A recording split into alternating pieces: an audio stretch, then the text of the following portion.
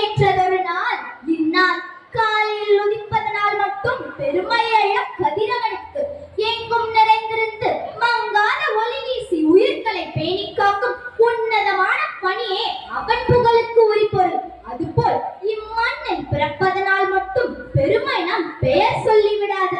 தெளிந்த ஞானம் பெற்று தேசம் உயர உழைப்பே நமக்கு உயர்வு.